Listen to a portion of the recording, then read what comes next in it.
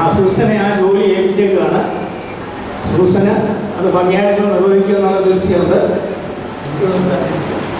അപ്പോൾ സൂസനെ ഇങ്ങോട്ട് ഇൻവൈറ്റ് ചെയ്യുകയാണ്.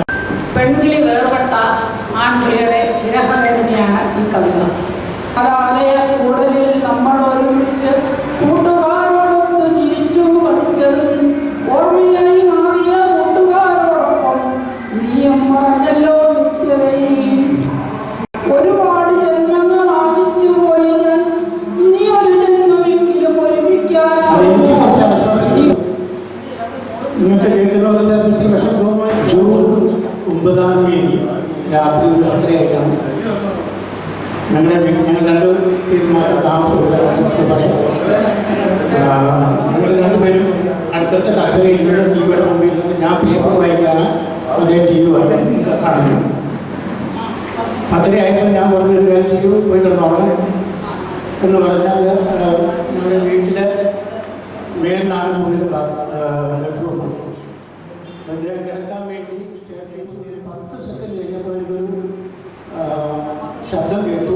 ഞാൻ ഇരുന്ന് നോക്കുമ്പോൾ ഒരു 10 അടി ഇല്ല, ഒരു 4 അടി അകലെ അദ്ദേഹം വീണിട്ട് മൂക്കിക്കൂടെ ബ്ലീഡിങ്ങും, നെറ്റിയുടെ ഈ സൈഡും കണ്ണിൻ്റെ ഈ സൈഡും റെഡ് സൈഡ് മുഴച്ച് ഒരു വല്ലാത്ത അവസ്ഥയിലാണ്. ഞാൻ ഒറ്റയ്ക്ക് ഉള്ളൂ. വീട്ടിൽ വന്ന നാച്ചുറലി ഒരു ചെയ്യാൻ മെഡിക്കൽ ഇൻസ്റ്റിറ്റ്യൂട്ട് ഓഫ് മെഡിക്കൽ സയൻസിൽ സെക്കൻഡ് 22 ജൂലൈ പകൽ മുഴുവനും ബ്രോക്കറില്ലാതെ തന്നെ അത്യാവശ്യമായിട്ട് സഹായങ്ങളൊക്കെ നടക്കാൻ തുടങ്ങി. നമ്മുടെ ഈ ബുദ്ധിമുട്ടെല്ലാം മാറിയല്ലോ എന്നുള്ള സന്തോഷത്തിരിക്കുകയാണ്. ഇവിടെ അന്ന് രാത്രിയിൽ, അത് തിങ്കളാഴ്ച രാത്രി, ചൊവ്വാഴ്ച രാത്രി, തിങ്കളാഴ്ച വെളുപ്പിന് 1:15 പറഞ്ഞു.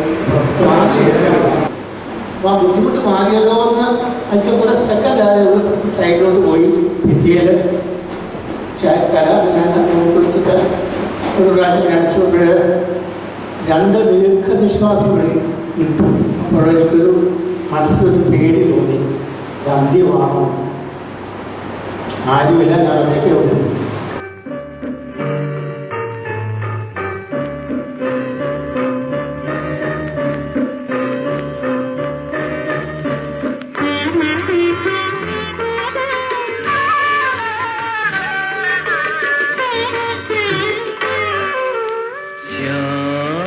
സുന്ദര പുഷ്പമേ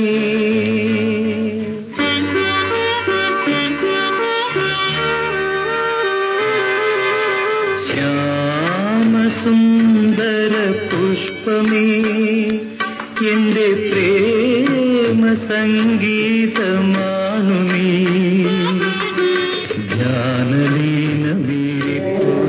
ഈ കൂട്ടായ്മയെല്ലാം തന്നെ വളരെയധികം സന്തോഷമുണ്ടായിരുന്നു. നിങ്ങളെ എല്ലാവരും ഓരോരുത്തർക്കും അറിയാമെങ്കിൽ വന്നിടപെടുകയും ഇതിലൂടെ നമ്മളൊരു ഉത്സവത്തിന് പോകുന്ന ഒരു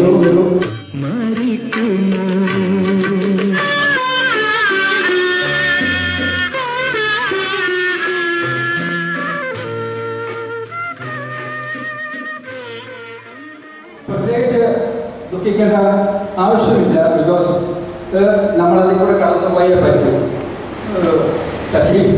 ശശിയെ ആക്ച്വലി ആ സമയത്ത് വിളിച്ച് ആസ്വദിക്കാൻ എനിക്ക് പറ്റിയില്ല. ബിക്കോസ് ആ എന്താ പറഞ്ഞ ആസ്വദിക്കാണ് വലിയ. അത് കഴിഞ്ഞാൽ ശശിയെ വിളിച്ച് പറഞ്ഞു we have to face the situation. ബാംഗ്ലൂരിലെ പ്രത്യേകിച്ചൊന്നുമില്ല, ഇങ്ങനെ ജീവിക്കുന്നു. എൻ്റെ 2 മക്കൾ അവിടെ തന്നെയാണ്. എൻ്റെ ഭാര്യ ആദ്യമായിട്ടാണ് എൻ്റെ കൂടെ വരുന്നുണ്ട്. കലേവരം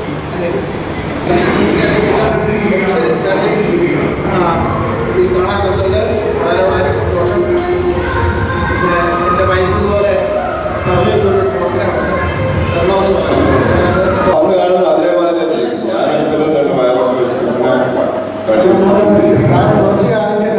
വയസ്സായെങ്കിൽ നമ്മൾ ചെറുപ്പക്കാരാണ്.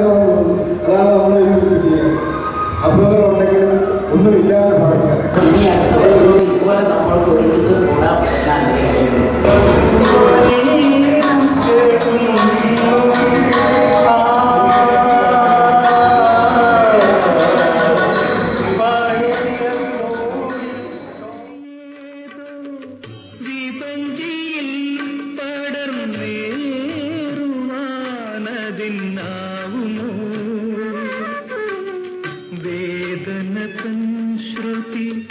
കലർന്നത് വേറൊരു രാഗമാവുമോ?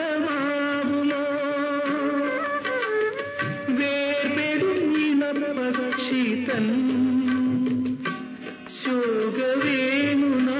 ശോകവേണുനാദമായി മാറുമോ? ശ്യാമസുന്ദര പുഷ്പമേ